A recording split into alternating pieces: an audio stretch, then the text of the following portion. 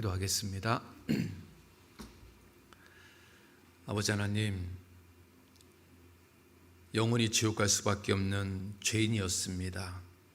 그런데 하나님께서 일방적으로 사랑해 주셔서 우리 모든 죄를 영원히 속죄해 주시고 깊은 바다에 던져 주심을 감사를 드립니다. 이제 남은 생에 이 귀한 은혜를 어떻게 해야 보답하는 생애인지 우리가 날마다 말씀을 통해서 배워서 날마다 우리 주님을 기쁘시게 하고 우리 주님께 영광 돌리는 삶을 살 수 있도록 도와주시기를 간절히 원합니다. 4월 달에 대집회를 계획하고 있습니다. 주님께서 우리 군산교회 전도의 문을 열어주셔서 진리를 찾는 영혼들 보내주시고 우리가 오랫동안 기도해왔던 영혼들 그 마음을 움직여 주셔서 보내주시기를 간절히 원합니다. 그래서 집회 때마다 구원받는 사람들이 생기고 하나님을 기쁘시게 하고 하나님을 춤추게 하며 살아갈 수 있도록 도와주시기를 원합니다. 죄인 하나가 회개하고 돌아오는 일이 의인 99명이 기뻐하는 것보다 더 기뻐하신다고 주님께서 말씀하셨기 때문에 우리 주님을 기쁘시게 하는 삶을 살 수 있도록 도와주시기를 원합니다. 오늘 형통할 때는 기뻐하고 공고할 때는 생각하라는 그 말씀을 배우고자 합니다. 오늘 말씀을 통해서 우리 각 사람에게 꼭 필요한 은혜와 교훈이 되는 귀한 시간이 되게 도와주시옵소서. 또 여러 가지 사정 때문에 오늘 이 주일 말씀에 참여하지 못하는 분들 계시다면 주님께서 그들의 형편과 여건과 건강을 회복시켜 주셔서 다음에는 꼭 나올 수 있는 모든 것을 허락해 주시기를 또한 간절히 간구드립니다. 이 모든 것 예수님 이름으로 기도드렸습니다. 아멘. 구약성경 전도서 7장입니다. 구약성경 전도서 7장 13절에서부터 14절까지 찾으셨으면 같이 한번 읽어보겠습니다. 구약성경 전도서 13절에서 7장 13절 14절입니다. 하나님의 행하시는 일을 보라. 하나님이 굳게 하신 것을 누가 능히 곱게 하겠느냐. 형통한 날에는 기뻐하고 공고한 날에는 생각하라. 하나님이 이 두 가지를 병행하게 하사 사람으로 그 장래 일을 능히 헤아려 알지 못하게 하셨느니라. 우리가 인생을 살다 보면 형통한 날도 있습니다. 그리고 반대로 공고한 날도 있습니다. 유대인들이 광야 40년을 걸어갈 때 그들의 광야길은 다양한 코스를 걸어갔습니다. 어떨 때는 평탄한 길을 걸어간 적도 있습니다. 또 어떨 때는 오르막길을 걸어간 적도 있습니다. 또 어떨 때는 깊은 골짜기로 내려간 적도 있습니다. 그 유대인들이 광야 40년 동안에 다양한 코스의 길을 걸어간 것처럼 우리가 구원받고 주님 앞에 가는 날까지 우리는 다양한 일들을 만납니다. 어떨 때는 형통한 일을 만나고 또 어떨 때는 공고한 일을 만납니다. 자, 그랬을 때 우리가 형통한 일을 만났을 때 어떻게 해야만 이 형통함이 길어질 수 있을까? 또 반대로 공고한 일을 만났을 때는 어떻게 하면 이 공고함이 빨리 끝낼 수 있을까? 우리가 오늘 말씀을 통해서 좀 깊이 생각해 보고 정말 우리 삶 속에서 이 형통과 공고를 어떻게 믿음으로 신앙적으로 잘 이겨낼 수 있을까? 그런 것들을 생각해 봤으면 좋겠습니다. 자, 먼저 14절에 보면 형통한 날에는 기뻐하고 공고한 날에는 생각하라.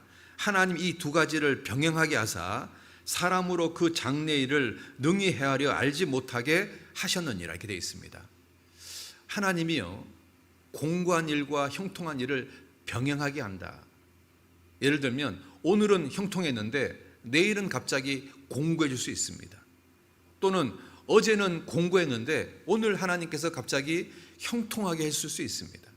왜 하나님 우리에게 형통과 공고를 계속 병행하게 해 주실까요? 왜 우리 인생의 미래를 알지 못하게 만들까요? 여러분 한번 이렇게 생각해 보세요. 내가 남은 인생이 이제 무조건 형통해질 거다라고 하나님께 약속의 말씀을 받았다면 우리는 남은 생에 잘 살까요? 아니면 더 방탕해질까요? 여러분 있잖아요. 우리 생각에는 내 남은 생애가 100% 형통해질 거라고 만약에 하나님께 약속을 받는다면 우리는 생각보다 방탕하게 될 겁니다. 왜냐하면 남은 생애가 형통이니까 교만해지고 방종하게 되고 주님을 떠나게 되고 방탕하게 될 겁니다. 우리 반대로 한번 생각해 봅시다. 구원받고 내 남은 생애가 공고한 일만 계속 될 거다. 그럼 어떨까요? 아마 그 사람은 그것 때문에 좌절하고 실망하고 포기해서 또 주님을 떠나게 될 겁니다. 그러니까 있잖아요. 내가 구원받고 내 남은 생애가 100% 형통해질 거다. 이것도 내 삶의 문제가 되고 또 반대로 내 남은 생애가 100% 공고해질 거다. 그것도 문제가 되는 겁니다. 그래서 하나님께서요, 내일 일을 알지 못하게 하신 겁니다. 그래야 우리는요, 날마다 주님을 의지하며 살게 되는 겁니다. 그리고 그래야 우리가 날마다 주님께 기도하게 되는 겁니다. 자, 그런데 우리 인생에서 어떤 일이 먼저 올까요? 아마 대부분은 공고한 일이 먼저 옵니다. 여러분, 우리는 있잖아요. 하루의 시작이 아침에서 저녁으로 갑니다. 그런데 성경은 밤에서 저녁에서 아침으로 가는 게 하루입니다. 창세기 1장에 보면 저녁에서 아침으로 가서 첫째 날이다. 저녁에서 아침으로 가서 둘째 날이다. 이렇게 되어 있습니다. 그러니까 지금도 유대인들은요, 이 날짜가 언제 바뀌냐면 저녁이 딱 됐을 때 새로운 날짜가 되는 겁니다. 우리는 아침에 해가 딱 뜨면 하루가 시작했다고 이야기하는데 유대인들은 해가 딱 져야 새로운 날이 시작됐다고 이야기합니다. 왜 하나님이 하루의 개념을 우리하고 다르게 이야기하실까요? 왜 밤이 먼저고 아침이 뒤에라고 얘기할까요? 우리 모든 그리스도인, 우리 모든 사람들이요, 고난을 겪고 환난을 겪고 그 속에서 구원받고 그리고 점점 아침을 향해서 살아야 되기 때문에 하나님은요, 밤이 먼저고 그 다음에 아침이 나중인 겁니다. 그래서 우리 한평생을 요약해 보면 우리는 울면서 태어납니다. 태어날 때부터 우리는 죄인으로 태어납니다. 그래서 우리는 울면서 태어나는 겁니다. 그래서 우리의 인생의 출발은 밤에서부터 시작하는 겁니다. 그리고 그 밤이 점점 깊어지다가 어느 날 우리가 구원받습니다.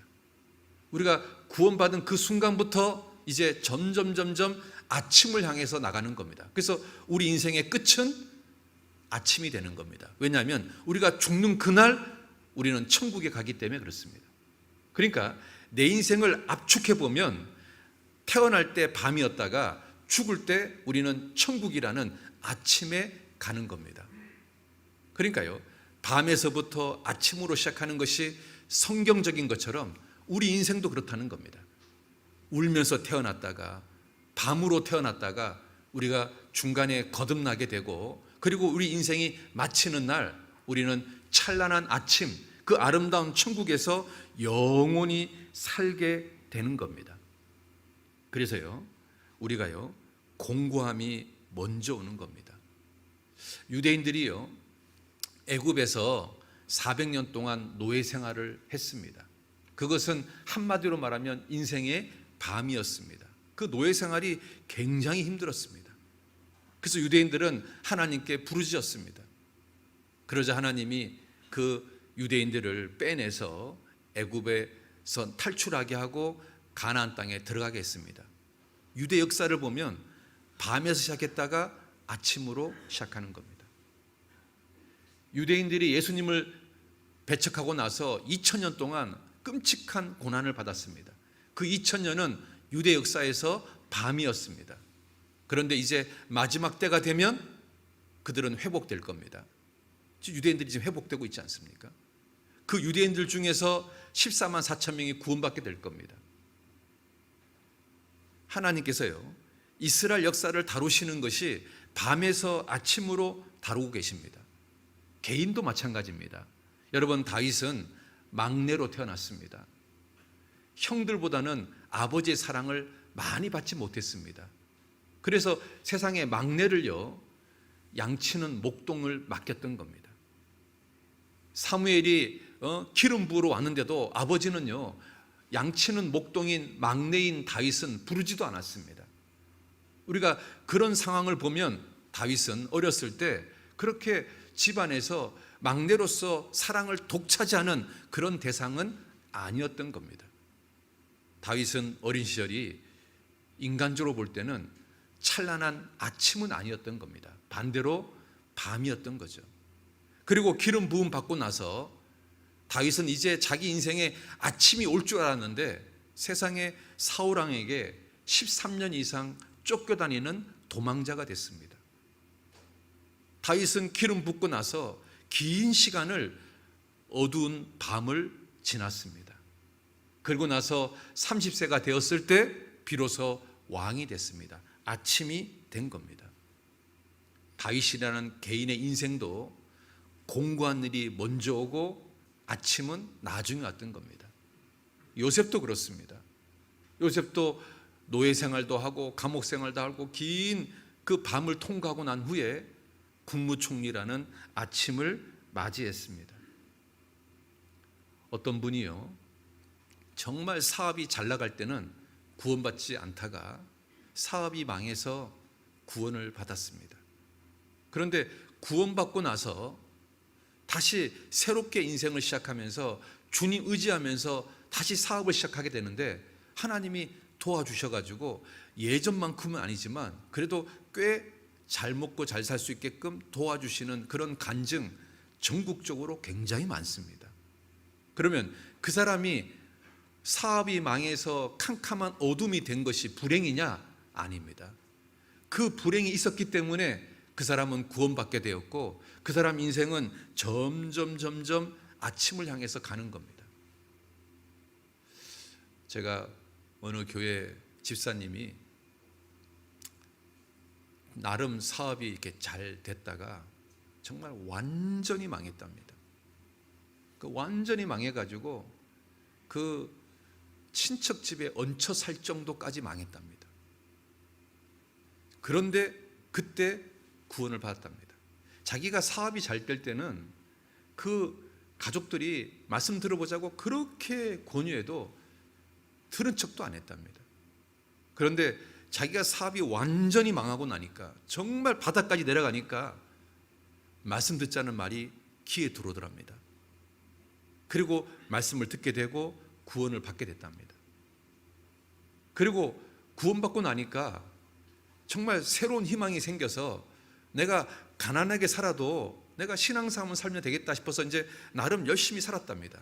그런데 정말 생각지도 않게 누군가가 도와주셔가지고 갑자기 사업을 할 수 있게끔 여건이 형성되고 그리고 또 주님이 도와주셔가지고 잘 돼서 지금 뭐 아주 엄청나게 번창하지는 않아도 그래도 그럭저럭 온 가족이 살아가는데 지장이 없을 정도까지 하나님이 이렇게 베풀어 주셨다. 그런 간증을 제가 많이 듣습니다. 하나님께서요, 개인에게도 밤을 허락했다가 아침으로 인도하시는 겁니다. 여러분, 식물은요, 낮에 자랄까요? 밤에 자랄까요? 놀랍게도 식물은 밤에 자랍니다. 여러분, 신앙은 형통할 때 자랄까요? 공고할 때 자랄까요? 공고할 때 신앙이 성장하는 겁니다. 그러니까요, 하루의 시작이 밤에서부터 하루가 시작하는 것처럼 나라는 사람의 인생의 진짜 시작은 언제입니까? 내가 인생의 공고한 밤일 때, 구원받았을 때, 그때가 내 인생의 진짜 시작이잖아요. 그러니까요, 가만히 생각해 보세요. 밤이 하루의 시작인 것처럼 내가 인생의 밤이 되었을 때, 그때 구원받았을 때 나는 진짜 인생을 새롭게 시작하는 겁니다.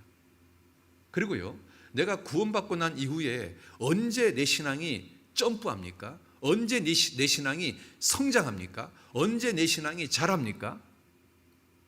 놀랍게도 있잖아요. 징계를 받거나 연단을 받거나 고난을 받거나 하나님께 훈련을 받았을 때 그때 내 신앙이 한 단계 점프합니다. 그리고 그때 내 신앙이 한 단계 달라집니다. 터닝 포인트가 생기는 겁니다. 그러니까요, 구원받고 난 이후에도 내 신앙이 새로운 한 단계로 출발하는 시점이 언제였냐면 캄캄한 밤이었다는 겁니다. 그래서 밤은 하루의 끝이 아니라 새로운 시작인 겁니다. 여러분 있잖아요, 한날의 뜨거운 태양을 맛보고 밤에 찬 공기를 맛본 과일이 진짜 맛있습니다. 여러분, 어떤 인생이요 정말 멋진 인생인 줄 아십니까? 고난도 겪어보고 형통도 겪어보고 눈물 젖은 빵도 먹어보고 그 사람이 있잖아요, 성숙한 사람이 됩니다. 여러분 있잖아요, 햇볕도 충분히 받지 못한 과일, 그리고 밤에 찬 공기를 충분히 이겨내지 못한 과일은 설익은 땡강 같습니다. 인생도 그렇습니다.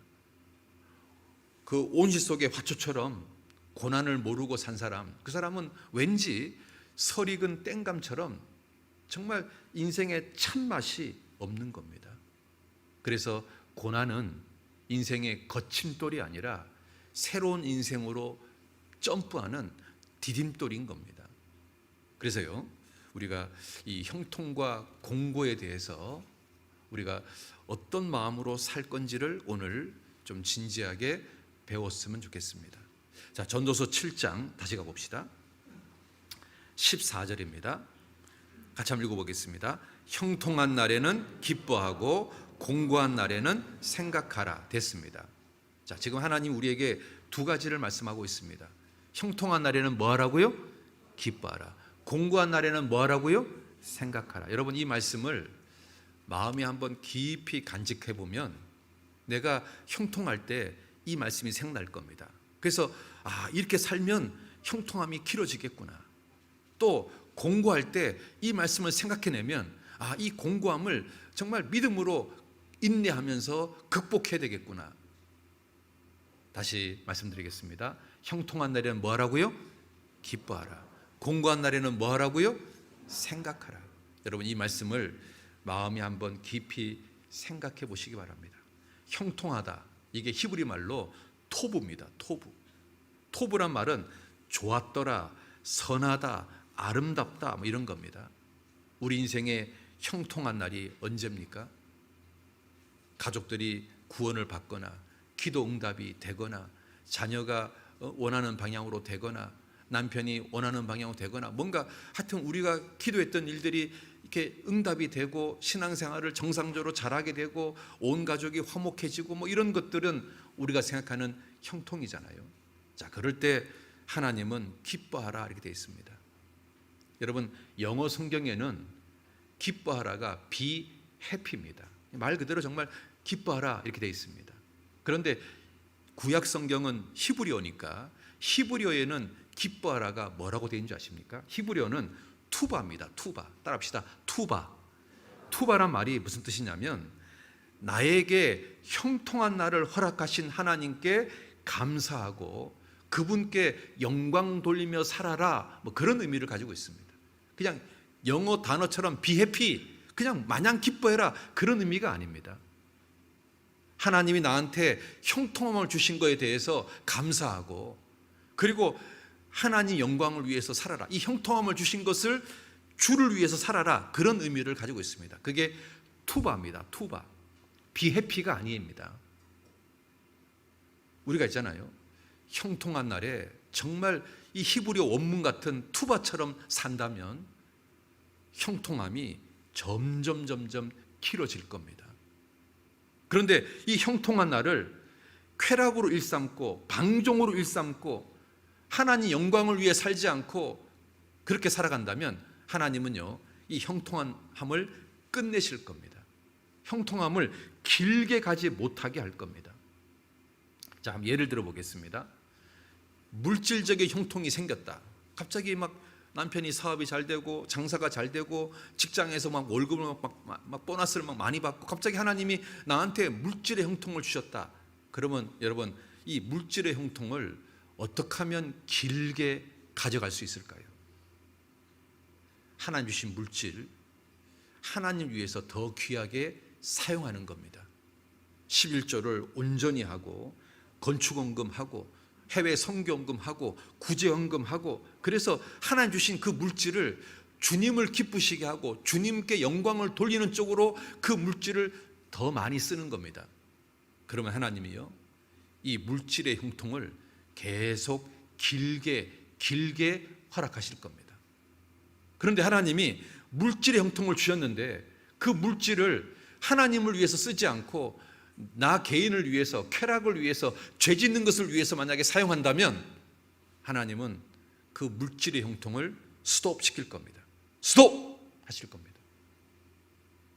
또 예를 들어 보겠습니다. 하나님 나한테 건강의 형통을 주셨다. 갑자기 막 힘이 넘쳐난다. 여러분, 이 건강의 형통을 어떻게 하면 점점 길어지게 만들까요? 여러분, 하나님 주신 그 건강을 교회를 위해서 사용하는 겁니다. 봉사하는 데 사용하는 겁니다. 힘이 넘쳐나시면 여러분, 교회 오셔서 있잖아요, 청소라도 하세요. 그러면 하나님이요, 그 건강을 점점 길게 하실 겁니다.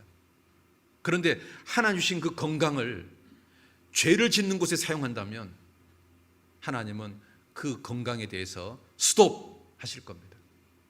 형통을 끝내실 겁니다. 만약에 하나님이 나한테 시간의 형통을 줬다, 갑자기 시간이 많아졌다, 여러분, 그 시간을 성경 읽는 데 사용하십시오. 기도하는 데 사용하십시오. 교제 나오는 데 사용하십시오. 그럼 하나님이요, 그 시간의 형통을 점점 길게 계속해서 유지하도록 해주실 겁니다. 그런데 그 시간의 형통을 죄 짓는 데 사용한다면 하나님은 나한테 스톱 하실 겁니다. 그리고 시간의 형통을 없애주실 겁니다. 그런데 많은 분들이요, 형통할 때 기뻐하지 않습니다. 형통할 때 이 형통함을 주신 하나님께 감사하고 이 형통함을 주신 하나님께 영광 돌리는 쪽으로 살지 않습니다. 정말 많은 사람들이 형통할 때 방종합니다. 형통할 때 교만합니다. 형통할 때 죄 짓습니다. 그래서 형통함이 길어지지 않습니다. 그 형통함이 금방 끝나게 되는 겁니다. 하나님이 스톱 하시는 겁니다. 여러분, 성경에 선줄로 생각하는 자는 넘어질까 조심하라 되어 있습니다. 형통할 때 더 조심하고 살아야 되는 겁니다. 형통할 때 그 형통을 주신 하나님을 더욱더 기쁘게 하며 살아야 되는 겁니다. 그것이 형통을 길게 만드는 비결인 겁니다. 여러분, 에스겔 33장 봅시다. 에스겔 33장. 에스겔 33장.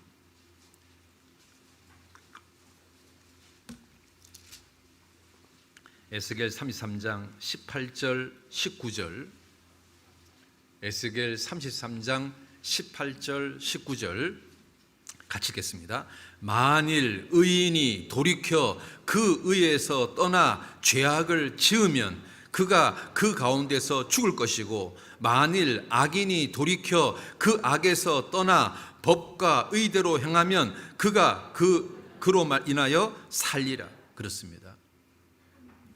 의로운 사람이 돌이켜서 죄악을 지으면 하나님이요, 그 의인에게 주고자 하는 축복을 멈추시는 겁니다. 반대로 죄인이 죄를 지으면 하나님이 그 죄 때문에 심판하려고 했지만 그 사람이 돌이켜 회개하면 하나님이요, 그 징계를 멈추시는 겁니다. 그리고 반대로 축복을 주시는 겁니다. 형통할 때는 뭐 하라고요? 기뻐하라. 그 기뻐하라는 말은 그냥 마냥 좋아해라 그 뜻이 아닙니다. 투바, 이 형통함을 주신 하나님께 감사해라. 이 형통함을 주신 하나님께 더욱더 영광을 돌리며 살아라, 그 뜻인 겁니다. 그랬을 때 형통함이 길어지는 겁니다. 여러분, 다윗이 언제 범죄했을까요? 공고한 일을 당했을 때 범죄했을까요? 아니면 형통할 때 범죄했을까요? 놀랍게도 다윗은 사울왕에게 쫓겨다닐 때 우리아의 아내를 범한 적이 없습니다.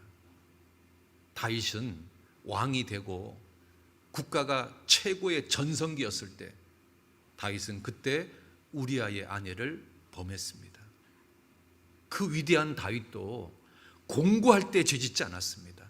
형통할 때 죄지었습니다. 여러분, 그 보면 우리가 뭘 느낄 수 있습니까? 형통할 때 많은 사람들이 방종하는구나. 형통할 때 많은 사람들이 교만하는구나. 형통할 때 많은 사람들이 타락하는구나. 그래서 그 형통함이 스톱이 되는 거구나. 우리 알 수 있지 않습니까? 여러분, 솔로몬이 언제 그 이방 여자들과 결혼하게 되고 그 우상을 섬기는 것을 허용했을까요? 성전을 건축할 때일까요? 성전을 건축하고 난 이후일까요? 그렇지 않습니까? 솔로몬이요, 성전을 건축할 때는 이방 여자를 끌어들여서 그 우상을 섬기는 것을 허용하지 않았습니다. 그런데 그 솔로몬이 성전을 건축하고 난 후에 모든 것이 형통해졌을 때 솔로몬은 이방 여자들과 계속적인 결혼을 하고 그리고 그 이방 신들을 섬기는 것을 허용했던 겁니다. 여러분, 그 지혜로운 솔로몬, 잠언을 기록한 그 솔로몬조차도 언제 타락했냐면 형통할 때 타락한 겁니다. 공고할 때 타락한 게 아닙니다. 그래서 성경은 이렇게 말합니다. 형통할 때 기뻐하라. 그 기뻐하라는 의미는 그냥 마냥 좋아해라 뜻이 아닙니다. 이 형통함을 주신 하나님께 감사해라.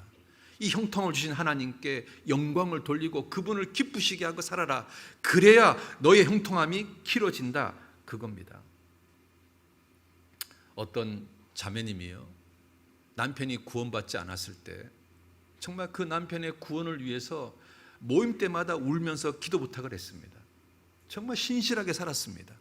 그런데 그 남편이 구원받고 나니까 그 자매님이요, 점점 미지근해집니다. 점점 교만해집니다. 점점 나태해집니다. 제가 그런 분들 많이 봤습니다. 정말 많은 사람들이요, 형통함을 지키지 못합니다. 형통할 때 정말 하나님께 감사하고 하나님을 기쁘시게 살아야 되는데 그렇게 못 삽니다. 방종하고 교만하고 나태해지고 타락해지기가 너무 쉽습니다. 영국 역사상 있잖아요, 기독교를 가장 탄압했던 왕이 메리 여왕입니다. 그 여자 왕을 피의 여왕이라 그럽니다. 이 메리 여왕은 개인적으로 천주교 신자였습니다. 그러니까 이 메리 여왕이요, 개신교 기독교인들을 엄청나게 박해했습니다. 그래서 이 메리 여왕이 왕이 되었을 때 정말 많은 개신교 기독교인들이요, 신앙적인 이유 때문에 감옥에 들어갔습니다. 그런데 그 메리 왕이요, 그렇게 박해를 하고 핍박을 가해도 당시 영국에 살았던 개신교도들이요, 죽으면 죽으리란 마음으로 믿음을 지켰습니다. 감옥에 가는 거 마다하지 않았습니다. 죽이는 거 마다하지 않았습니다. 그런데요, 놀라운 일이 벌어졌습니다. 메리 왕이 이제 죽고 다른 왕이 됐습니다. 다른 왕이 이제 기독교를 이제 인정하게 되고 감옥에 들어갔던 많은 기독교인들이 나왔습니다. 하나님이 형통함을 허락하신 겁니다. 그러면 이제 영국의 기독교인들은, 개신교도들은 더 열심히 잘 살아야 될 거 아닙니까? 그런데 영국 역사가 우리에게 뭐라고 말하는 줄 아십니까? 그들은 감옥에 나온 후에 대부분이 타락했다라고 기록하고 있습니다. 놀랍지 않습니까? 그렇게 핍박할 때는 죽으면 죽으리라는 마음으로 감옥도 불사했는데 하나님이 그들에게 형통함을 딱 주는데, 신앙의 자유를 허락했는데 오히려 타락했다, 이렇게 역사는 기록하고 있습니다. 요한계시록에 7개 교회가 있습니다. 핍박이 있고 환난이 있었던 교회들은 다 하나님께 칭찬을 받았습니다. 그런데 핍박이 없고 환난이 없었던 교회, 라오디게아 교회는 하나님께 칭찬을 한 가지도 받지 못했습니다. 그리고 모든 것은 책망이었습니다. 라오디게아 교회는 형통한 교회였습니다. 그런데 그 형통함을 주님을 위해 살지 않았습니다. 그 형통함을 교만하는 쪽으로, 방종하는 쪽으로, 나태하는 쪽으로, 타락하는 쪽으로 살았던 겁니다. 그래서 라오디게아 교회의 특징이 미지근한 교회지 않습니까? 모든 면에서 주님께 책망받았던 교회지 않습니까? 다시 말씀드리겠습니다. 형통할 때는 뭐 하라고요? 기뻐하라. 그 기뻐하란 말은 그냥 마냥 좋아란 말이 아닙니다. 이 형통을 주신 하나님께 감사해라. 이 형통을 주신 하나님께 영광을 돌리고 그분을 더욱더 기쁘시게 하고 조심조심 겸손한 마음을 가지고 더욱더 잘 살아라. 그래야 너의 형통함이 길어질 거다. 그렇게 말씀하고 있습니다. 이제 전도서는 또 하나를 말씀하고 있습니다. 공고한 날에는 생각하라. 이렇게 되어 있습니다. 전도서 7장 다시 가봅시다. 전도서 7장 14절입니다. 같이 읽겠습니다. 형통한 날에는 기뻐하고 공고한 날에는 생각하라. 여러분, 공고하다는 말은 곤란하고 괴롭다는 말입니다. 공고한 날은 환난의 날이고 핍박받는 날이고 고통받는 날이고 슬픔의 날이고 실패한 날이고 불행한 날입니다. 우리가 살다 보면 그런 일들 다 겪지 않습니까? 뭔가 내가 계획했던 것이 실패하는 날이 있습니다. 내가 누군가를 전도하려고 했는데 오히려 핍박받는 날이 있습니다. 뭔가 눈물 날 때가 있습니다. 뭔가 슬플 때가 있습니다. 뭔가 낭망이 되고 좌절할 날이 있습니다. 우리 살다 보면 그런 일들 진짜 많이 겪습니다. 그런데 하나님이요, 그런 공고한 날에 어떻게 하는 것이 지혜로운지를 말씀하고 있습니다. 생각하라. 생각하라. 여러분 있잖아요, 이 생각하라가 히브리 말로 라합니다. 라. 이 라라는 말이 뜻이 뭐냐면 숙고해봐라, 그런 말입니다. 영어로 말하면 컨시더입니다. 컨시더가 고찰해봐라, 숙고해봐라, 깊이 생각해봐라, 그런 말입니다. 그러면 공고할 때 왜 깊이 생각하라고 주님은 우리에게 말씀하실까요? 크게 두 가지인 겁니다. 너한테 지금 생기는 이 공고함이 네가 뭘 잘못해서 하나님이 주시는 징계인지 아니면 너를 훈련시키려고 주시는 연단용인지를 생각해봐라, 그겁니다. 우리가요, 공고한 일이 생겼을 때 우리는 깊이 생각해 봐야 되는 겁니다. 내가 뭘 주님께 잘못했나? 그래서 주님이 나한테 징계하시는 건가? 그렇다면 우리는 있잖아요, 그 잘못한 것에 대해서 철저하게 회개하고 돌이키면 되는 겁니다. 그런데 내가 아무리 생각해봐도 징계는 아닌 것 같은데 나한테 이렇게 공고함이 생긴다면, 아, 하나님 나를 지금 훈련시키고 있구나, 나를 지금 연단시키고 있구나. 그래서 이 공고함을 믿음으로 극복하라는 겁니다. 공고할 때 생각하라. 걱정하란 말이 아닙니다. 좌절하라는 말이 아닙니다. 될 대로 되라고 포기하라는 말이 아닙니다. 우리가 있잖아요, 그 악을 행하는 자에게 공고가 있다고 성경은 말씀하고 있습니다. 로마서 2장 봅시다. 자, 로마서 2장. 로마서 2장 9절입니다. 로마서 2장 9절. 로마서 2장 9절 같이 읽겠습니다. 악을 행하는 각 사람의 영에게 환난과 공고가 있으리니. 그렇죠? 악을 행하는 각 사람의 영에게 환난과 공고가 있으리니. 그러면 내가 공고함이 생겼다면 우리는 첫 번째 뭘 생각해야 되는 거냐면, 아, 내가 뭘 주님께 잘못했나? 내가 주님께 죄가 있구나. 하나님 나한테 지금 징계하시는 거구나. 그걸 생각해 봐야 되는 겁니다. 그래서 그런 부분이 있다면 우리 철저하게 회개하면 되는 겁니다. 그러면 하나님이요, 이 공고함을 멈추실 겁니다. 공고함이 빨리 끝나게 될 겁니다. 그래서 공고할 때 생각하라, 이렇게 말씀하고 있는 겁니다. 주님이 내가 주님 앞에 뭘 잘못했는지를 생각해 보라는 겁니다. 자, 두 번째는 이게 연단용인가 훈련용인가? 내가 잘못한 게 없는데 공고한 일이 생겼다면 이거는요, 하나님 나를 훈련시키는 겁니다. 훈련시킨다는 말은 사실은 그게 축복인 겁니다. 다윗이요, 사울왕에게 엄청나게 긴 세월을 공고한 일을 당했습니다. 여러분, 그게 불행입니까? 아닙니다. 정말 진짜 훌륭한 왕으로 만들기 위해서 하나님이 지금 훈련시키고 있는 겁니다.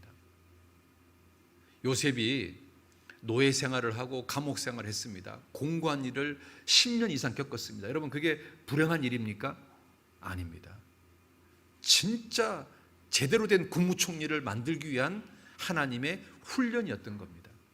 여러분 있잖아요, 내가 지금 공고한 일이 하나님의 훈련이라면, 하나님의 연단이라면 우리 있잖아요, 이거 조금만 더 견디고 조금만 더 참으면 하나님의 은총이, 축복이 임하는 겁니다.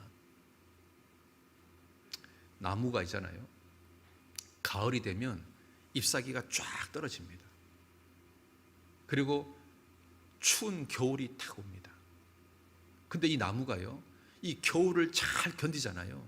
그러면 나무가 단단해집니다. 그래서 나이테가 생기는 겁니다. 그리고 이 겨울 동안에 나무의 뿌리는 더 깊이 땅속에 들어갑니다. 그리고 봄을 맞이할 준비를 하는 겁니다. 그러니까 이 나무가 있잖아요, 매년마다 겨울을 만날 때마다 이 나무는 점점 단단해지고 뿌리는 더 깊이 박힙니다. 그래서 수백 년이 지나도 멀쩡하게 살아남는 나무가 되는 겁니다. 그러니까 나무한테 겨울은 저주가 아닙니다. 축복입니다. 우리 인생에 겨울이 찾아왔다, 똑같습니다. 이 겨울 환난과 이 공고가 연단이고 훈련이고 하나님이 나한테 그 단단하게 만드는 시간이라면 우리는 그 시간을 잘 견디다 보면 신앙이 있잖아요, 훨씬 더 단단해집니다. 신앙의 뿌리가 훨씬 더 깊이 박히게 됩니다. 그래서 있잖아요, 이 공부할 때 생각을 잘해야 되는 겁니다. 여러분, 악한 씨를 심으면 악한 열매가 나옵니다. 선한 씨를 심으면 선한 열매가 나옵니다. 내가 공부할 때 내가 있잖아요, 좌절의 씨를 심으면 그 사람 좌절해 버립니다. 내가 공부할 때 에라 모르겠다라는 씨를 심으면 그 사람 있잖아요, 교제를 떠납니다.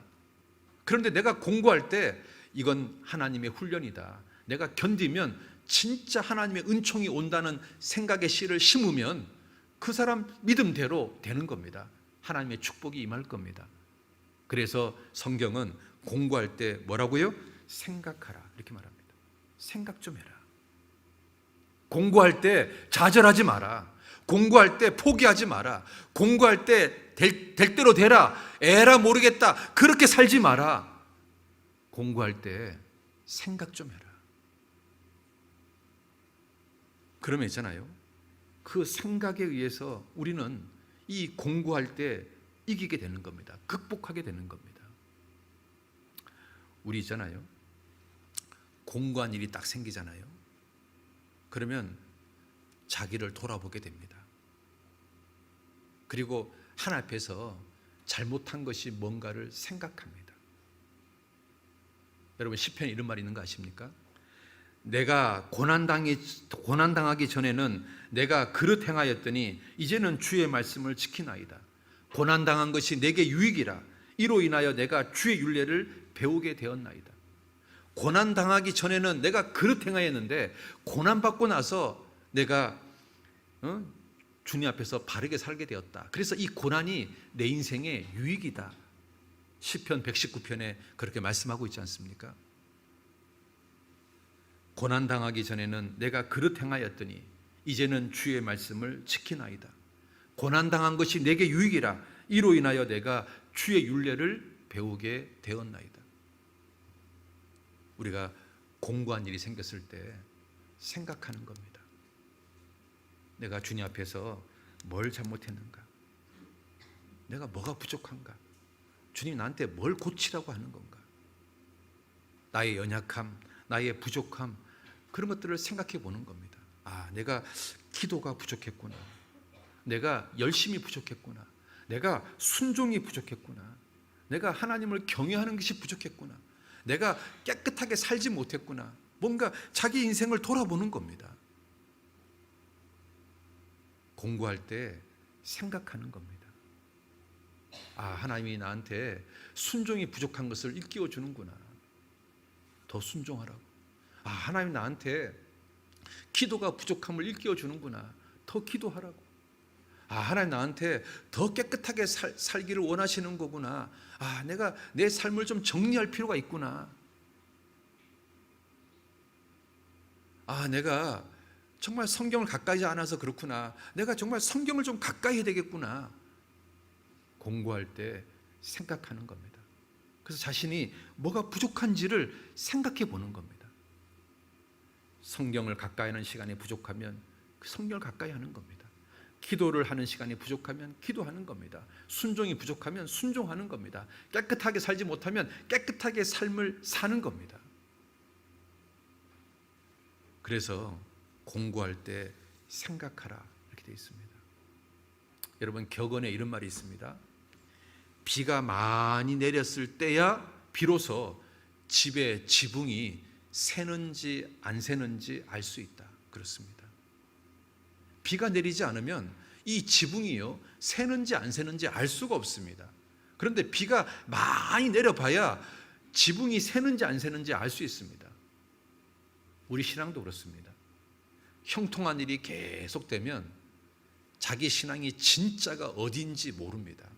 그런데 공고한 일이 생겼을 때 자기 신앙의 진짜 모습을 아는 겁니다. 아, 내가 좀 내 신앙이 과장돼 있었구나. 아, 내 신앙의 진짜는 여기구나 알게 됩니다.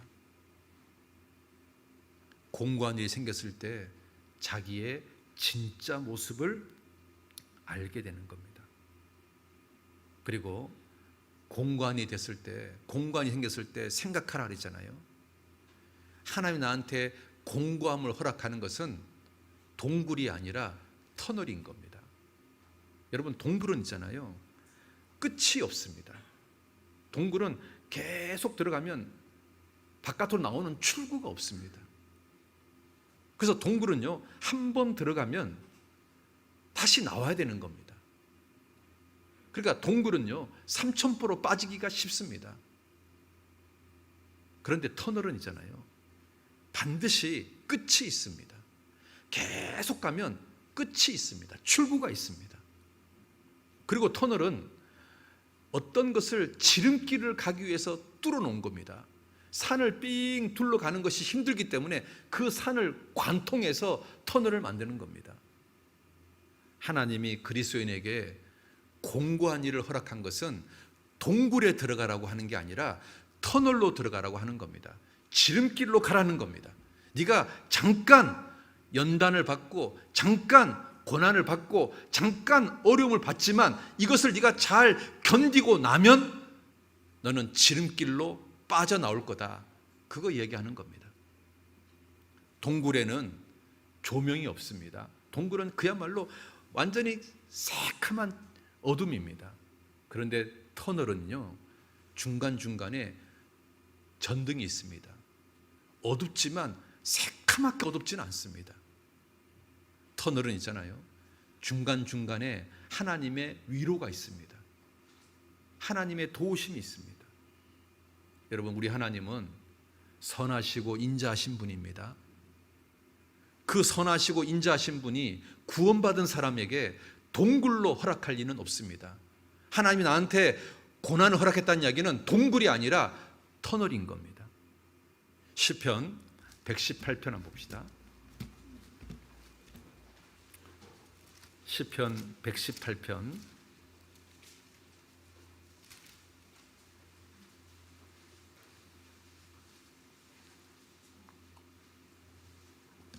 같이 읽읍시다.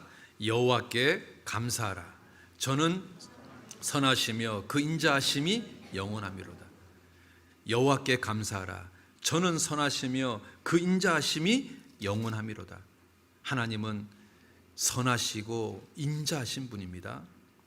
시편 106편 한번 봅시다. 시편 106편 1절입니다. 똑같이 읽어봅시다. 할렐루야, 여호와께 감사하라. 그는 선하시며 그 인자하심이 영원하미로다.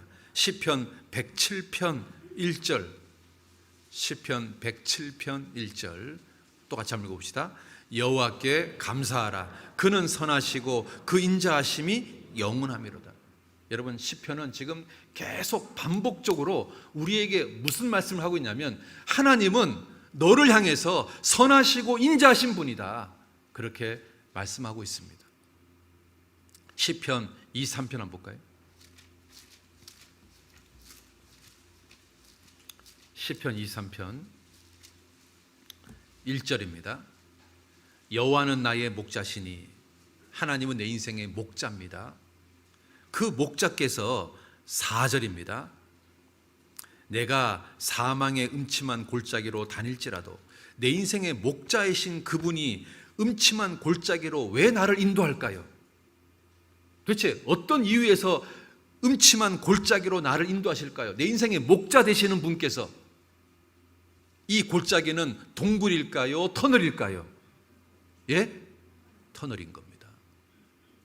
그래서 다윗이 최종적으로 이렇게 말합니다. 6절 같이 읽어봅시다.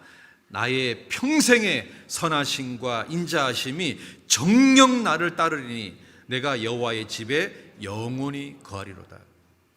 여러분, 이게 보십시오. 우리 주님은 나를 너무너무 사랑해서 십자가에 죽으셨습니다. 주님은요, 기본적으로 구원받지 않은 사람을 너무너무 사랑합니다. 얼마큼 사랑했냐면 너무너무 사랑해서 십자가에 죽었습니다. 그런데 그 많은 사람들 중에서 이 주님의 사랑을 깨달은 사람이 너무나 적습니다. 그 극소수 사람들 중에 우리가 해당됩니다. 그렇다면 우리는 주님 보실 때 얼마나 사랑하는 존재입니까? 주님이요, 나은 사람 구원시키기 위해서 6,000년 역사 속에서 주님이 일하셨습니다. 엄청난 증거를 보여주고 십자가에 죽으시고 수많은 사람들이 주를 위해 살게끔 만들었고 수많은 사람들의 간증이 지난 2000년 동안 있었습니다. 나은 사람 구원시키기 위해서 주님은 6,000년짜리 사랑을 보여주셨습니다. 그러면 주님이 나를 얼마나 사랑하는 겁니까? 나를 이렇게 사랑하시는 주님이 과연 내 인생에 공고한 일을 허락한 것이 동굴일까요? 터널일까요? 터널인 겁니다. 다윗은 우리에게 그렇게 말합니다. 여호와는 나의 목자다. 나를 너무너무 사랑하시는 분이다. 그런데 그분이 사망의 음침한 골짜기로 나를 인도하시는데 이 사망의 음침한 골짜기가 동굴이 아니라 터널인 것을 믿는다. 그러면서 6절에 내 평생의 선하심과 인자하심이 정녕 나를 따른다, 이렇게 고백하고 있습니다. 여러분, 시편 23편은 다윗 인생의 전체를 압축하는 말씀입니다. 시편의 최고의 정수입니다. 우리 주님은 나를 향해서 선하심과 인자하신 분입니다. 그 선하시고 인자하신 그분, 나를 너무너무 사랑하시는 그분이 나한테 환난과 공고를 허락하시는 것이 과연 무엇일까? 동굴일까? 아니면 터널일까? 동굴은 삼천포로 빠지는 겁니다. 지름길이 아닙니다. 터널은 지름길입니다. 높은 산을 삥 둘러가는 것이 너무 고생스러워서 지름길을 만든 게 터널입니다. 여러분 있잖아요, 그 요셉이요, 자기 힘으로 국무총리가 되려면 몇 년이 필요할까요? 요셉은 이집트 사람이 아닙니다. 외국인입니다. 자, 외국인이 이집트에 왔습니다. 이 외국인이 왕 다음으로 높은 넘버 2 국무총리 자리를 차지하려면 도대체 몇 년이 필요할까요? 이게 가능은 할까요? 하나님께서요, 두 손을 딱 놓고 요셉아, 내가 너한테 사명을 주겠다. 네가 수단과 방법을 동원해서 이집트의 국무총리가 되라. 그러면 과연 요셉은 하나님의 사명을 완수할 수 있을까요? 제가 볼 때는 불가능하게 보입니다. 절대 국무총리가 되기 어려울 겁니다.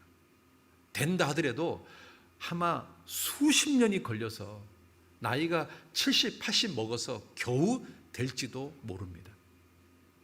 그런데 하나님의 방법은 요셉이 국무총리에 걸리는데 몇 년 걸렸습니까? 적어도 13년 걸렸습니다. 13년 만에 요셉은 30살이라는 너무너무 젊은 나이에 대제국 이집트의 국무총리가 됐습니다. 그런데 하나님이요, 그 짧은 시간에 요셉을 국무총리로 만들기 위해서 하나님은 요셉에게 터널을 지나가게 한 겁니다. 잠깐 동안 고생을 하게 하는 겁니다. 노예 생활을 하게 하고 감옥 생활을 하게 하는 겁니다. 하나님께서 구원받은 그리스도인에게 공고한 일을 허락하는 것은 동굴이 아니라 터널입니다. 생각하라 그 말입니다. 형통할 때는 기뻐하고 공고할 때는 생각해라. 뭘 생각하는 거냐면 하나님께서 나한테 주신 이 공고함이 징계가 아니고 연단이라면 하나님은 지금 나에게 터널로 인도하시는 거구나. 이것 좀 생각해라 그 말입니다. 그리고 견뎌라 그 말입니다. 묵묵히 견뎌라. 감사함으로 견뎌라. 인내하고 견뎌라. 그 길을 뚜벅뚜벅 걸어가 봐라. 그러면 끝이 보인다. 출구가 보인다. 그리고 더 큰 은혜를 받게 될 거다. 주님은 우리에게 그걸 말씀하고 있는 겁니다. 그래서 생각하라고 말하는 겁니다. 좌절하지 말고 포기하지 말고 낭망하지 말고 에라 모르겠다 그러지 말고 생각 좀 해라. 생각. 주님이 나한테 지금 허락하시는 이 공고가 나를 정말 사랑해서 지름길로 인도하기 위해서 더 큰 은혜를 주시기 위해서 지금 나에게 터널로 인도하시는 거구나. 좀 생각하고 믿음을 가지고 인내하고 뚜벅뚜벅 걸어가 봐라. 그러면 그 터널의 끝이 나올 거다. 주님이 우리에게 지금 그거 말씀하는 겁니다. 너의 길을 여호와께 맡기라. 여러분 있잖아요, 터널 끝으로 가면 점점 환하게 빛날 겁니다. 그리고 터널을 딱 벗어나면 완전히 환해질 겁니다. 의인의 길은 점점 빛나는 겁니다. 점점 빛나는 겁니다. 우리가 터널 끝을 향해서 가면 갈수록 점점 빛나게 되는 겁니다. 그래서 공부할 때 생각하라. 이것이 징계가 아니고 연단이라면 하나님께서 나한테 터널을 주신 거구나. 그렇다면 감사하는 마음으로 견디자, 참자, 인내하자, 뚜벅뚜벅 걸어가자. 주님이 그것 좀 생각하라고 우리에게 말씀하고 있는 겁니다. 야고보서에 여러 가지 시험을 만나거든 기뻐하라 이렇게 말씀하고 있습니다. 왜? 터널이니까. 왜? 끝은 축복이니까. 조금만 견디면 터널 끝이 나오니까. 그리고 그 터널 끝에는 하나님의 은총을 쌓아놓고 있으니까. 만약에 요셉이요, 이래봅다 해봅시다. 요셉이 노예 생활이 너무너무 힘들어서 탈출하려고 마음먹었다 해봅시다. 그때 내가 만약에 타임머신 타고 요셉 옆에 갔다면 여러분 요셉한테 뭐라고 말하시겠습니까? 요셉님 참으세요. 아니 뭘 참어, 이 노예 생활이 힘들어 죽겠는데 조금만 견디면 당신이 있잖아요, 이 터널이 끝이 있습니다. 그 터널 끝은 정말 영광이 기다리고 있습니다. 아니 무슨 노예가 무슨 영광을 받겠어? 아닙니다. 이 터널 끝은 당신이 상상도 못하는 국무총리라는 영광이 기다리고 있습니다. 여러분 그렇게 말하지 않겠습니까?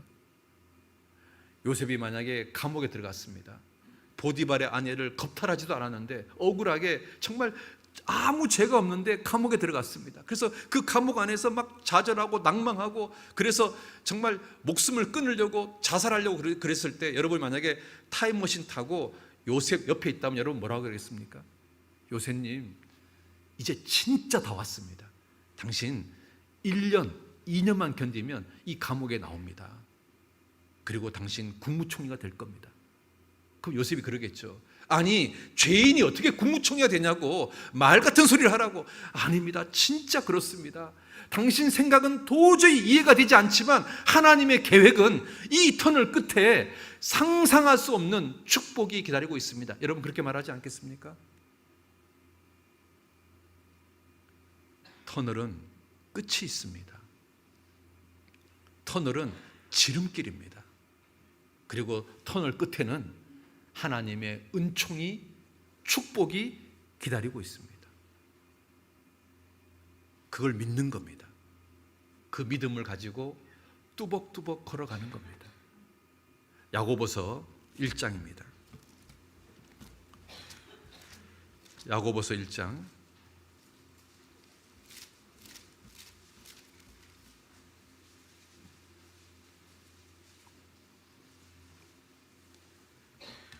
야고보서 1장 2절, 3절, 4절 같이 한번 읽어봅시다. 내 형제들아, 너희가 여러 가지 시험을 만나거든 온전히 기쁘게 여기라. 이는 너희 믿음의 시련이 인내를 만들어내는 줄 너희가 알미니라. 인내를 온전히 이루라. 이는 너희로 온전하고 구비하여 조금도 부족함이 없게 하려 함이니라. 자, 보세요. 형제들아, 너희가 여러 가지 시험을 만나거든 온전히 기쁘게 여겨라. 여러분, 곤고한 거, 고난, 연단, 이것을 기뻐할 수 있는 비결은 어디에 있을까요? 바로 하나님 나한테 주시는 연단이 터널이라는 믿음이 있을 때, 지름길이라는 믿음이 있을 때, 그리고 그 터널 끝에는 하나님의 축복이 기다리고 있다는 믿음이 있을 때 우리는 있잖아요, 여러 가지 시험을 만났을 때 기뻐할 수 있는 겁니다. 그리고 3절에 이는 너희 믿음의 시련이 인내를 만들어내는 줄 압니다. 4절에 인내를 온전히 이루라. 끝까지 견디는 겁니다. 뚜벅뚜벅 걸어가는 겁니다. 터널 끝까지 걸어가는 겁니다. 인내를 온전히 이루라. 출구가 나타날 때까지. 이 터널은 끝이 있으니까, 터널은 동굴이 아니니까, 출구가 있으니까 그 출구가 나올 때까지 인내를 온전히 이루라. 이는 너희로 온전하고 구비하여 조금도 부족함이 없게 하려 함이라. 터널 끝에 하나님이요 상상을 초월하는 축복을 딱 가지고 기다리고 있습니다. 요셉에게는 국무총리라는 축복을 가지고 기다리고 있습니다. 다윗에게는 왕이 될 것이라는 축복을 가지고 기다리고 있습니다. 야곱은 그 연단을 딱 통과했을 때 이스라엘이라는 축복이 딱 기다리고 있습니다. 아브라함은 그 연단을 다 통과했을 때 터널 끝에 믿음의 조상이라는 축복이 기다리고 있습니다. 성경의 모든 사람이 그렇습니다. 사도 바울은 순교하는 날 그분은 곧바로 천국에 갔습니다.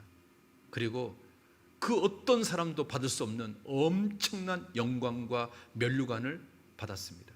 터널 끝에는 하나님의 축복이 기다리고 있습니다. 그래서 인내를 온전히 이루라. 믿자. 나한테 주시는 연단은, 지금 공고함은 하나님이 터널로 인도하는 거다. 지름길로 인도하는 거다. 그리고 이 터널 끝에는 하나님의 축복이 기다리고 있으니까 끝까지 견디자. 출구가 나올 때까지 견디자. 온 인내를 온전히 이루라. 그러면 하나님께서 온전하고 조금도 부족함이 없도록 해주실 거니까요. 여러분, 이런 격언이 있습니다. 올라갈 때가 있으면 내려갈 때가 있고, 내려갈 때가 있으면 올라갈 때가 있다. 그래서 올라갈 때 교만하지 말고 내려갈 때 좌절하지 말자. 여러분, 참 멋있는 말 아닙니까? 인생을 살다 보면 올라갈 때가 있고 내려갈 때가 있습니다. 그런데 많은 사람들이요, 올라갈 때 교만합니다. 그리고 내려갈 때 좌절합니다. 올라갈 때 교만하지 말고 겸손하고, 내려갈 때 좌절하지 말고 믿음으로 뚜벅뚜벅 걸어가는 겁니다. 그런데 이 말에 가만히 생각해보면 주어가 없습니다. 여러분, 나를 올리시는 분이 누굴까요? 하나님이십니다. 나를 내리시는 분이 누굴까요? 하나님이십니다. 구원받은 사람 인생의 주원은 내가 아니라 하나님이십니다. 그거 믿습니까? 구원받지 않은 사람은 자기 인생의 주어가 자기일 수 있습니다. 그러나 구원받은 사람은 자기 인생의 주어가 하나님이십니다. 누가 나를 올리시는 거냐면 하나님이 올리시는 겁니다. 누가 나를 내리시는 거냐면 하나님이 내리시는 겁니다. 왜요? 하나님이 목적이 있으니까, 이유가 있으니까, 나에게 더 좋은 것을 주시려고 하나님이 때로는 올리시고 때로는 내리시는 겁니다. 구원받은 사람 인생의 주어는 하나님이십니다. 내가 나를 올리는 게 아니라 하나님이 나를 올리는 겁니다. 하나님 나를 내리시는 겁니다. 그래서 있잖아요, 올라갈 때 으쓱대지 말고, 교만하지 말고, 내려갈 때 좌절하지 말고. 올라갈 때 있잖아요, 교만한 말을 하잖아요, 하나님 듣습니다. 내려갈 때 불신의 말을 하잖아요, 하나님 듣습니다. 한나가 그렇게 말한 거 아십니까? 여호와께서 너를 올리기도 하시고 내리기도 하시고 가난하게도 하시고 부하게도 하시고 높이기도 하시고 낮추기도 하신다. 그러니까 올라갈 때 교만한 말 하지 말고 내려갈 때 불신의 말 하지 말고.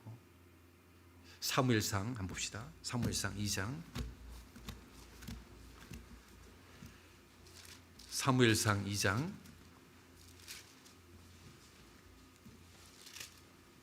6절입니다. 사무엘상 2장 6절.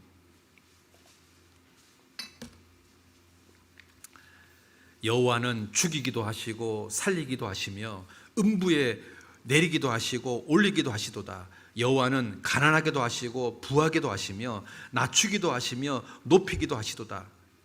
그러니까 여기 성경에 주어가 납니까 여호와입니까? 여호와입니다. 세상 사람들은 주어가 자기입니다. 그러나 구원받은 사람은 주어가 하나님이에요. 하나님이 나를 죽이고 살리는 겁니다. 하나님이 나를 올리고 내리는 겁니다. 하나님이 나를 가난하게 하고 부하게 하는 겁니다. 하나님이 나를 낮추게 하고 높이는 겁니다. 하나님께서 하시는 겁니다. 이유가 있기 때문에 그런 겁니다. 선한 목적이 있기 때문에 그러는 겁니다. 그래서 우리가요 3절 같이 읽겠습니다. 시작. 심히 교만한 말을 다시 하지 말 것이며 오만한 말을 너희 입에서 내지 말지어다. 여호와는 지식의 하나님이시라 행동을 달아보시느니라. 그렇습니다. 주님이 나를 높일 때 으쓱대지 마십시오. 주님이 나를 형통하게 할 때 교만한 말 하지 마세요. 주님이 나를 형통하게 할 때 잘난 척 하지 마세요. 마치 내가 잘나서 이 모든 형통함이 이루어진 것처럼 자랑하지 마세요. 히스기야처럼 자기가 잘나서 지금 이 창고에 이 금은보가 있는 것처럼 자랑했다가 그 금은보가 싹 다 날아갔잖아요. 형통할 때 심히 교만한 말 하지 마세요. 마치 내가 잘나서 이 형통함이 온 것처럼 말하지 마세요. 그리고 공부할 때 좌절하는 말, 불신하는 말, 하나님을 원망하는 말 그거 하지 마세요. 하나님이 나에게 공고한 일을 허락하시는 것은 지금 나한테 터널을 허락한 거예요. 지름길을 가게 하시는 거예요. 더 큰 걸 주시려고 하는 거예요. 그런데 하나님은 지금 선하신 목적으로 나한테 이 공고함을 허락하는 건데 나는 그 터널을 지나가면서 원망하고 불신하고 불평하고 좌절하고 있으면 하나님께서요 얼마나 속상하시겠습니까? 다시 봅시다. 3절에 심히 교만한 말을 다시 하지 말 것이며 오만한 말을 너희 입에서 내지 말지어다. 하나님이 하시는 겁니다. 하나님이 나를 높이시고 낮추시는 겁니다. 다윗이 있잖아요. 그 우리아의 아내를 범하고 나니까 하나님이 이제 징계 차원에서 다윗한테 공고한 일을 허락했습니다. 아들 압살롬이 반역을 해가지고 이제 왕위에서 쫓겨났습니다. 그래서 막 도망자가 신세가 돼서 도망가고 있는데 시므이가 와가지고 막 다윗을 저주를 퍼붓습니다. 그랬더니 옆에 있던 아비새 장군이 왕이시여, 내가 가서 저 인간 머리를 베버릴까요? 여러분, 얼마든지 그래라, 그럴 수 있지 않습니까? 그때 다윗이 뭐라고 말한 줄 아십니까? 그렇게 하지 마라. 여호와께서 저 사람 입을 통해서 나를 저주하는 거다.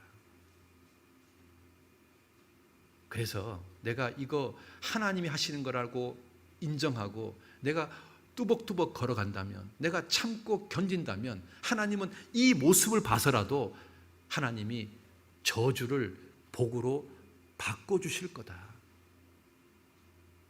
하나님이요, 다윗이 그렇게 말하는 것을 하나님 위해서 보셨을 거 아닙니까? 야, 정말 다윗이다. 정말 우리 다윗이다. 그래서 상황이 역전되지 않습니까? 전쟁에서 이기고 다시 다윗이 왕위를 회복하지 않습니까? 만약 그때 시므이의 저주에 대해서 다윗이 참지 못하고 그 아비새가 저 인간 목을 베버릴까요? 그래라! 만약에 그랬다면 어떻게 됐을까요? 복잡해지는 겁니다. 근데 다윗은 거기서 있잖아요. 참는 겁니다. 내가 이 터널 참고 묵묵히 걸어가 보자. 주님이 나한테 선으로 갚아줄 거다. 그 사무엘하 16장 봐봐요. 이 다윗의 이 유명한 말, 사무엘하 16장 12절입니다. 사무엘하 16장 12절 같이 한번 읽어봅시다. 혹시 여호와께서 나의 원통함을 감찰하시리니 오늘날 그 저주 까닭에 선으로 내게 갚아주시리다. 다윗한테는 터닝 포인트가 된 겁니다. 지금 이 쫓겨다니는 이 환란을 완전히 역전시킬 수 있는 기회를 만난 겁니다. 다윗은 이 터널을 잘 통과한 겁니다. 교만한 말을 하지 않았습니다. 원망의 말을 하지 않았습니다. 불신의 말을 하지 않았습니다. 좌절의 말을 하지 않았습니다. 이 터널을 지금 지나가는데 정말로 끝까지 견뎠던 겁니다. 하나님이 나한테 이 터널을 허락하신 거다. 주님이 나한테 지금 이 공고를 허락한 거다. 참고 견디자. 묵묵히 견디자. 감사함으로 견디자. 그게 있잖아요, 다윗의 인생을 바꿀 수 있는 계기가 된 겁니다. 하나님 위에서 보셨겠죠? 여러분, 이게 쉬운 게 아닙니다. 여러분 같으면 이 상황에서 다윗처럼 말할 수 있겠습니까? 이 결코 쉬운 게 아닙니다. 다윗은 생각한 겁니다. 공고한 날에 생각하라. 나를 올리시고 나를 내리시는 분이 하나님이시니까 내가 교만한 말 하지 말자. 오만한 말 하지 말자. 원망의 말 하지 말자. 좌절의 말 하지 말자. 불신의 말 하지 말자. 데일 카네기가요, 사업이 계속 안 돼가지고 정말 좌절하고 있는데 하루는 거리를 이렇게 지나가는데 그림이 한 폭 그려져 있는 거예요. 배가 있잖아요, 모래 위에 탁 있는 거예요. 아니, 세상에 배가 바다 위에 있어야지 배가 모래 위에 있으니까 이게 얼마나, 그림 자체가 얼마나 이게 정말 답답한 그림입니까? 카네기가요, 그 그림을 딱 본 순간, 아이고, 저 그림이 어쩌면 내 인생하고 저렇게 닮았냐. 배가 바다 위에 있어야지 모래 위에 있으니 저 배 역할도 못하고 어쩌면 저 배가 내 인생하고 저렇게 똑같을까. 그래가지고 그 그림을 보면서 자기 인생을 이렇게 쳐다보고 있는데 그 밑에 글이 하나 써 있더랍니다. 뭐라고 써 있는 줄 아십니까? 반드시 밀물 때는 온다. 이 배가요, 밀물을 기다리고 있는 겁니다. 카네기가요, 그 밑에 있는 조그만 글을 딱 보고 용기를 얻었습니다. 아, 그렇지. 내가 지금 계속 실패하고 어렵지만 터널 끝이 있겠지. 밀물이 오겠지. 카네기가요, 그 그림을 보고 하늘을 쳐다보게 됐답니다. 아, 그렇지. 내가 하늘을 쳐다봐야지. 하나님이 민물을 주시겠지. 내 인생에도 하나님이 뭔가 민물을 주시겠지. 기회를 주시겠지. 여러분, 돼지는 있잖아요. 구조적으로 머리를 15도밖에 못 든답니다. 그러니까 돼지는 자기가 노력해서 하늘을 볼 수가 없답니다. 근데 이 돼지가요, 하늘을 언제 보냐면 넘어졌을 때 하늘을 보게 됩니다. 그러면 돼지가요, 넘어진 것은 잠깐 불행이지만 그 잠깐의 불행 때문에 하늘을 쳐다봤다면 여러분, 그는 진짜 불행은 아니잖아요. 내가 형통한 일이 계속되면 하늘을 쳐다보지 않는데 나한테 공고한 일이 왔을 때 그때 내가 하늘을 쳐다본다면, 주님께 기도한다면 여러분, 이게 불행입니까? 결코 불행이 아니잖아요.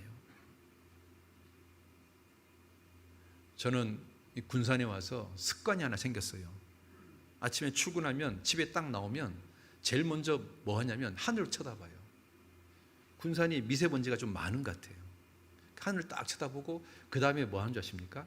네이버에 들어가서 전북 미세먼지 이렇게 딱 칩니다. 그러면 이제 거기에 이제 전라북도 뭐 군산, 김제, 부안 해가지고 미세먼지 농도가 딱 나옵니다. 우리 있잖아요. 여러분은 하루 중에 하늘을 몇 번 쳐다보십니까? 내가 영적으로 하나님을 언제 바라보십니까? 형통할 때 바라봅니까? 공고할 때 바라보는 겁니까? 우리 형통할 때 바라보기 어렵지 않습니까? 공고할 때 바라보는 거예요. 그래서 공고할 때 생각하라. 그 다음에 또 뭘 생각해야 되냐면 이 공고함을 형통함으로 바꾸는 비결은 뭐가 있을까? 이 공고함을 빨리 끝내고 다시 형통함으로 역전시킬 수 있는 비결은 뭐가 있을까? 첫 번째는요, 말씀에 순종할 때 형통해지는 겁니다. 순종하라, 그 말인 겁니다. 그러니까 내가 불순종해서 공고한 일이 생길 수 있는 겁니다. 순종할 때 형통해지는 겁니다. 신명기 29장입니다. 빨리 찾아봅시다. 신명기 29장 9절입니다. 신명기 29장 9절 같이 읽겠습니다. 그런즉 너희는 이 언약의 말씀을 지켜 행하라. 그리하면 너희의 하는 모든 일이 형통하리라. 그러니까요, 이 공고한 일을 빨리 끝내고 형통해지는 비결은 순종하는 겁니다. 내가 불순종할 때 공고해지는 거니까 어떻게든지 빨리빨리 순종하자. 두 번째는요, 공고할 때 형통해지는 비결은 하나님께 기도하는 겁니다. 역대하 26장입니다. 역대하 26장 같이 찾아봅시다. 역대하 26장 5절입니다.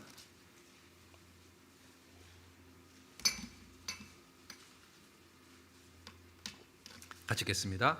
하나님의 묵시를 밝히 아는 스가랴의 사는 날에 하나님을 구하였고 저가 여호와를 구할 동안에는 하나님이 형통케 하셨더라. 그러니까요, 기도가 형통하게 되는 겁니다. 우시아가요, 하나님께 기도하니까 하나님이 우시아 왕에게 형통함을 허락했던 겁니다. 여러분, 기도가 형통함을 만드는 비결입니다. 여러분, 공부할 때 생각 좀 하세요. 이 공부함을 빨리 끝내고 형통해지는 방법이 뭐가 있을까? 첫 번째는 순종하자. 두 번째는 뭐 하자고요? 기도하자. 아, 기도해야 되겠구나. 세 번째는 뭔지 아십니까? 예루살렘을 사랑하는 겁니다. 시편 122편입니다. 빨리 찾아봅시다. 시편 122편. 시편 122편 6절입니다. 시편 122편 6절 같이 읽겠습니다. 예루살렘을 위하여 평안을 구하라. 예루살렘을 사랑하는 자는 형통하리로다. 여러분, 예루살렘이 교회입니다. 교회를 사랑하는 겁니다. 교회 하는 일에 적극적으로 동참하는 겁니다. 교회 하는 일에 딴지 걸지 말고 브레이크 걸지 말고 적극적으로 동참하는 겁니다. 그리고 교회는 거듭난 사람들입니다. 형제자매들을 사랑하는 겁니다. 특히 형편이 어려우신 분들 도와주는 겁니다. 그리고 교제에 나오는 겁니다. 그게 예루살렘을 사랑하는 겁니다. 예루살렘을 사랑하라. 그러면 형통하리로다. 우리 교회 안에 믿음이 연약한 사람 붙잡아 주는 겁니다. 신방 가지고 격려해주고 위로해주고, 정말 경제가 어려운 사람 도와주는 겁니다. 그리고 사랑해주는 겁니다. 그리고 교회가 하나 될 수 있도록 내가 노력하는 겁니다. 내가 용서해서 교회가 하나 된다면 용서하자.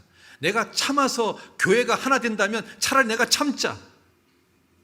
내가 사랑을 베풀어서 교회가 하나 될 수 있다면 내가 차라리 사랑을 베풀자. 그게 예루살렘을 사랑하는 겁니다. 교회를 사랑하는 겁니다. 하나님은 예루살렘을 사랑하는 사람에게 형통이라는 복을 주는 겁니다. 여러분, 공고한 삶을 빨리 끝내고 싶지 않습니까? 여러분, 형통해지고 싶지 않습니까? 예루살렘을 사랑하십시오. 교회 일에 적극 나서십시오. 교회 일에 딴지 걸지 말고 브레이크 걸지 말고 교회 일에 순종하십시오. 그리고 교회가 하나 되도록 힘쓰십시오. 형제자매들을 사랑하고 사랑을 베풀고, 내가 참아서 사랑이 넘칠 수 있다면 참고, 내가 용서해서 하나 될 수 있다면 내가 용서하고. 예루살렘을 사랑하는 사람 하나님께서 있잖아요, 형통하게 해주십니다. 그리고 있잖아요, 공고할 때 형통해지는 비결은 회개하는 겁니다. 내가 죄가 있을 때 공고함이 오는 거니까 내가 이 죄를요 철저하게 회개하면 하나님이요 다시 형통함을 주시지 않겠습니까? 잠언 28장 빨리 잡읍시다. 잠언 28장 13절. 잠언 28장 13절 같이 읽어봅시다. 자기의 죄를 숨기는 자는 형통치 못하나 죄를 자복하고 버리는 자는 불쌍히 여김을 받느니라. 형통해진다 그 말입니다. 죄를 숨기는 자는 형통하지 못하지만 죄를 자복하고 버리는 사람 불쌍히 여김 받는다. 다시 형통해진다 그 말입니다. 여러분, 예수님이 십자가에 못 박히는 일에 빌라도는 나는 무관하다, 너희가 당하라 그랬습니다. 빌라도는 예수님이 십자가에 못 박히는 일에 자기는 아무 상관이 없다고 얘기했습니다. 그런데 여러분, 그 바로크 시대의 화가 렘브란트는 예수님이 십자가에 못 박히는 일이 나 때문이다 라고 고백합니다. 그래서 그림을 그릴 때마다 자기 얼굴을 집어넣습니다. 십자가 못 박히는 로마 궁정에 자기 얼굴을 집어넣습니다. 탕자의 얼굴에 자기 얼굴을 집어넣습니다. 렘브란트는 성화를 그릴 때마다 자기 얼굴을 집어넣습니다. 왠지 아십니까? 예수님을 십자가에 못 박는 일이 자기 죄 때문인 것을 깨달았기 때문에 그렇습니다. 우리 복음성가 중에 그런 거 있잖아요. 거기 너 있었는가 그때에.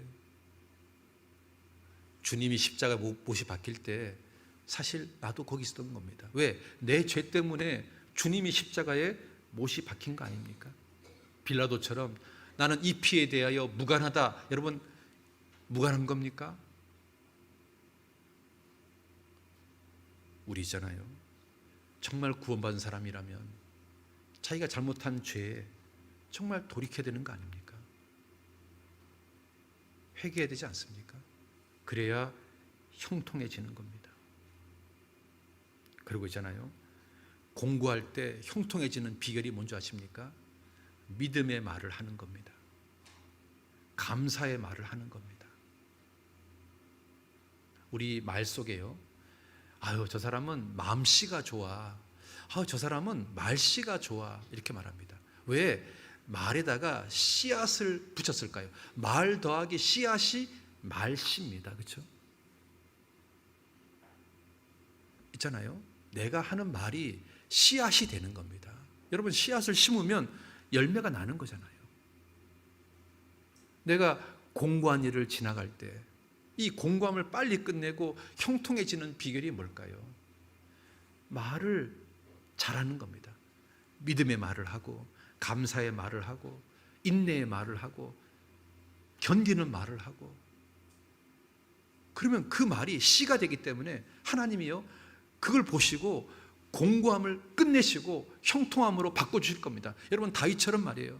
다윗이 그때 멋진 말을 했잖아요. 시므이가 저주할 때, 아니다, 하나님 나를 저주한 거다. 내가 참으면 하나님 이것 때문에 나한테 복을 주실 거다. 다윗이요 믿음의 말을 하고 있지 않습니까? 인내의 말을 하고 있지 않습니까? 감사의 말을 하고 있지 않습니까? 여러분, 공고할 때 이 공고를 빨리 끝내는 비결이 뭔지 아십니까? 믿음의 말을 하는 겁니다. 감사의 말을 하는 겁니다. 인내의 말을 하는 겁니다. 그럼 하나님이요 위에서 그걸 보시는 겁니다. 그리고 그 사람에게 내렸던 공고함을 거둬들일 겁니다. 그리고 그 사람에게 형통함을 허락하실 겁니다. 오늘 이 공고와 형통에 대해서 생각했습니다. 요셉은요 17세가 될 때까지 아버지 야곱에게 사랑을 독차지했던 사람입니다. 그런데 어느 날 갑자기 형제에 의해서 노예로 팔려나갔습니다. 정말 갑자기 천정병력 같은 일이 자기한테 생긴 겁니다. 갑자기 자기 인생에 어마어마한 불행이 찾아왔습니다. 그런데 요셉은 노예 생활을 하는 동안에도, 또 억울하게 감옥에 가 있는 동안에도 요셉은 있잖아요, 그 관점이 믿음이라는 관점을 가지고 자기 인생의 그 역경을 바라봤다는 겁니다. 하나님께서, 선하신 분께서, 인자하신 분께서, 나를 너무너무 사랑하시는 그분께서 나한테 갑자기 노예가 됐다면, 내가 특별히 잘못한 게 없는데 나를 노예로 만들었다면 뭔가 잘 모르겠지만 하나님의 선하신 뜻이 있겠지. 요셉은 하나님의 관점을 믿은 겁니다. 보디발의 아내가 그렇게 날마다 유혹했을 때마다 요셉은 거절했습니다.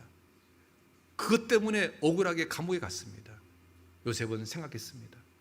내가 죄지어서 감옥 온 것이 아니라 내가 깨끗하게 살려고 하다가 감옥 온 거니까 뭔가 이 감옥에 들어온 것도 하나님의 선하신 뜻이 있겠지, 하나님의 선하신 목적이 있겠지. 뭔지는 잘 모르겠지만 요셉은 사람의 관점이 아니라 믿음의 관점에서 바라본 겁니다.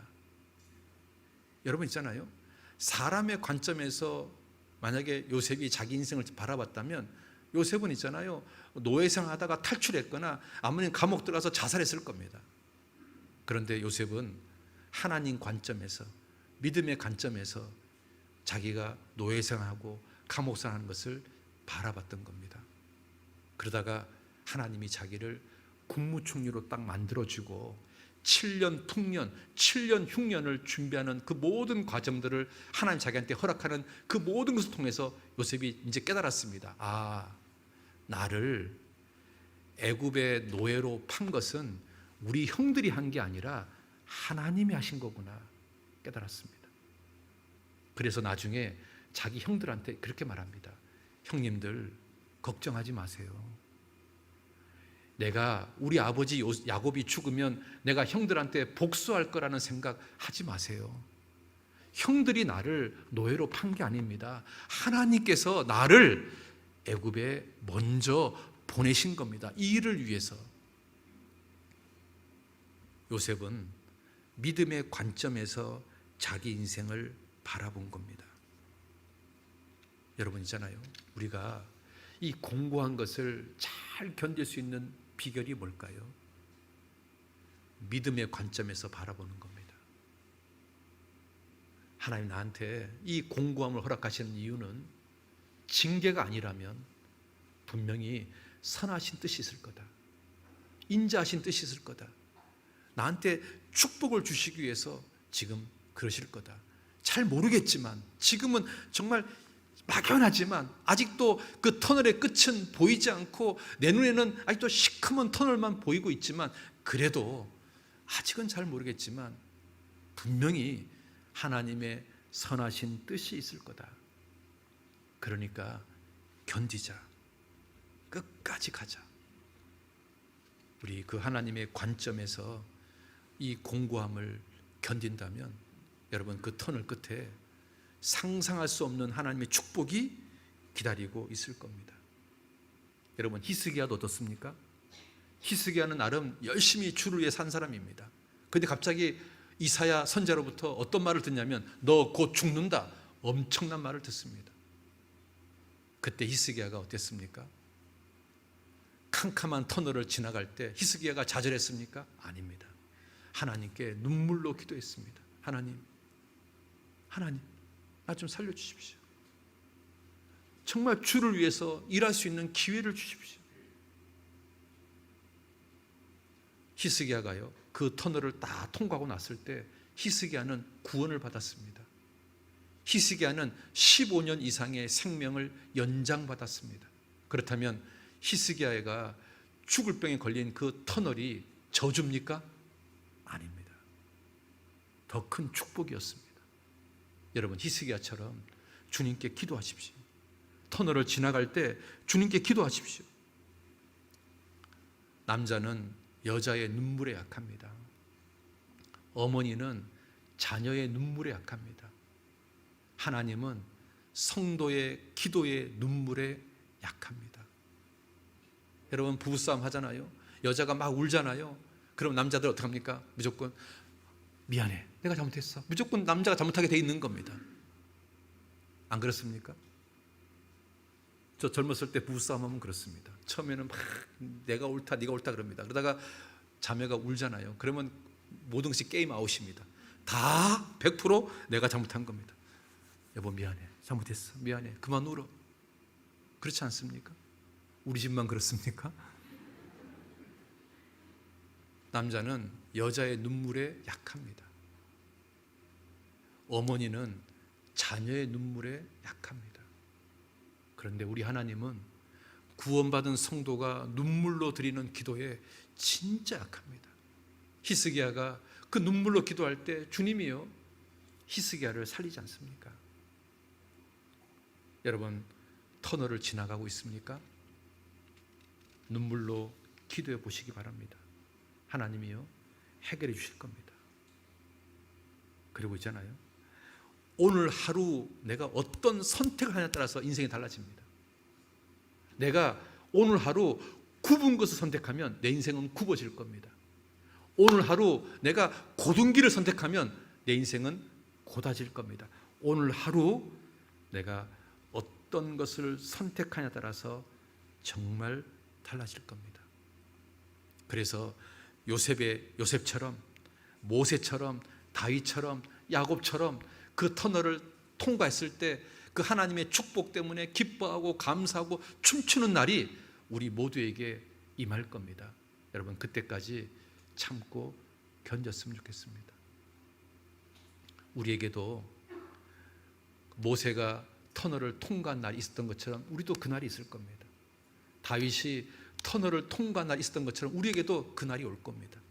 야곱이 터널을 통과한 날이 있었던 것처럼 우리에게도 그런 날이 반드시 올 겁니다. 그 날까지 우리가 견디는 겁니다. 믿음으로 뚜벅뚜벅 걸어가는 겁니다. 여러분 한 나라의 국가대표가 되는 것이 결코 쉽지 않습니다.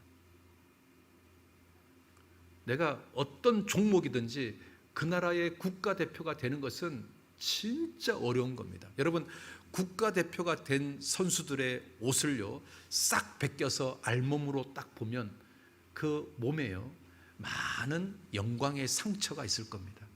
국가대표가 되기 위해서 훈련받다가 다치는 그런 상처들이 이 온몸에 있을 겁니다. 그렇지 않겠습니까?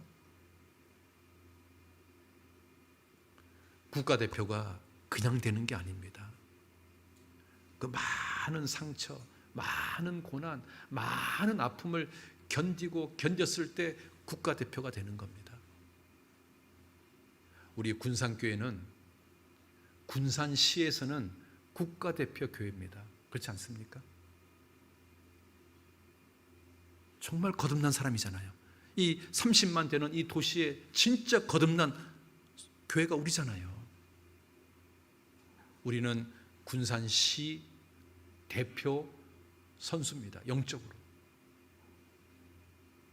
그래서 영적인 대표 선수답게 우리 그리스도인답게 그렇게 살았으면 좋겠습니다. 오늘 제가 형통과 공고에 대해서 말씀을 드렸습니다. 형통할 때는 뭐 하라고요? 기뻐하라. 그 기뻐하라는 말은 그냥 마냥 좋아하라는 말이 아닙니다. 형통을 주신 하나님께 감사해라. 형통을 주신 하나님께 영광을 드리고 하나님 더욱더 기쁘시게 해라. 그 형통함을 하나님을 더 기쁘시게 하는 쪽으로 써라. 그러면 형통함이 길어집니다. 그리고 공부할 때 뭐라고요? 생각해라. 첫 번째는 이게 징계인지 아닌지 생각해봐라. 그리고 징계라면 회개해라. 그리고 연단용이라면 견뎌라. 터널이니까, 지름길이니까 믿음으로 견뎌라. 그리고 이 공고함을 형통함으로 빨리 바꾸는 비결, 순종하라. 예루살렘을 사랑해라. 교회를 사랑해라. 기도해라. 죄를 회개해라. 믿음의 말을 해라. 감사의 말을 해라. 그런 것들이 이 공고함을 빨리 끝내는 비결이라고 생각합니다. 기도하겠습니다. 아버지 하나님, 오늘 형통과 공고에 대해서 배웠습니다. 주님께서 우리에게 형통한 날을 주실 때 주님께 감사하고 주님을 찬양하고 주님을 더욱더 기쁘시게 하고, 그래서 이 형통함을 주님을 영광스럽게 하는 데 사용할 수 있도록 도와주셔서 형통함이 더욱더 길게 갈 수 있도록 인도해 주시기 원합니다. 그리고 공부할 때 생각하게 해 주시옵소서. 징계라면 회개하게 해주시고 연단이라면 견딜 수 있도록 도와주시옵소서. 그래서 우리 군산교회 온 식구들 정말 형통할 때 기뻐하고 공부할 때 생각해서 정말 신앙생활 잘할 수 있도록 도와주시기를 원합니다. 4월 달에 있는 대집회에 주님 도와주시기를 간구드리며 예수님 이름으로 기도드렸습니다. 아멘.